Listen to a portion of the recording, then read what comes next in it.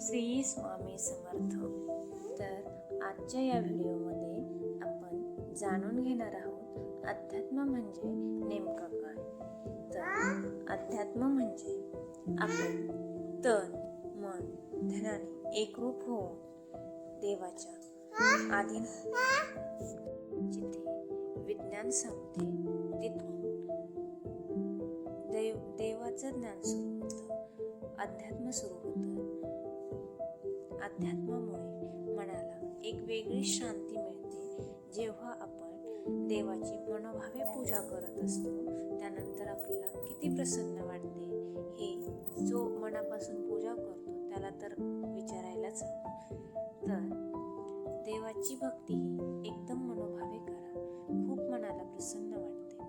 त्यासोबत देव आपल्याला जास्त काही मागत नाही, फक्त मनापासून एकदम पूर्ण मनापासून तुम्ही देवाची भक्ती करा. देव न मागताही सगळं काही देतो.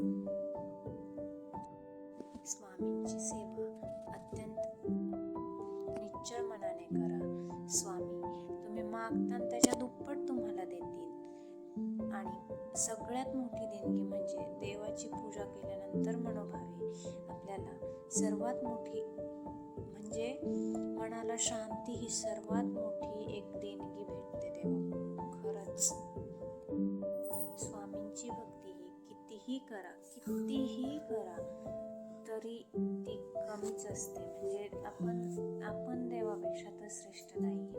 देव आपल्या मनातलं सगळं काही ओळखून आपल्याला जे पाहिजे ते आपोआप भेटतं आणि आपल्याला त्या गोष्टींचा अनुभव सुद्धा येत जातो. आणि अनुभवासोबत आपण सर्व गोष्टी म्हणजे हळूहळू आपल्याला कळायला लागतं.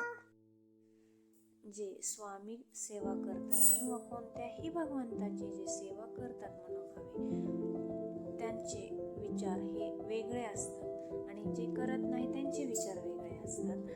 तर स्वामी भक्ती ही मनोभावे करून खरंच आपण खूप आयुष्यात खूप काय मिळू शकतो. देव जे देऊ शकतो आपल्याला ते कोणीच देऊ शकत नाही. आणि भगवंताची पूजा जेवढी पण करू आपण ती कमीच आहे. देवाने एवढा अनमोल जीवन दिलंय, अनमोल देह दिलाय, त्याचा खरंच आयुष्यात सदुपयोग करणं हे खरंच काळाची गरज आहे. आणि जिथं म्हणतात ना, जिथे विज्ञान संपतं तिथे अध्यात्म सुरू होतं. खरंच ते एकदम खरं आहे. त्यात म्हणजे मी तरी म्हणू शकत नाही की काही खोटं आहे. अध्यात्माशिवाय हे जग चालूच शकत नाही. श्री स्वामी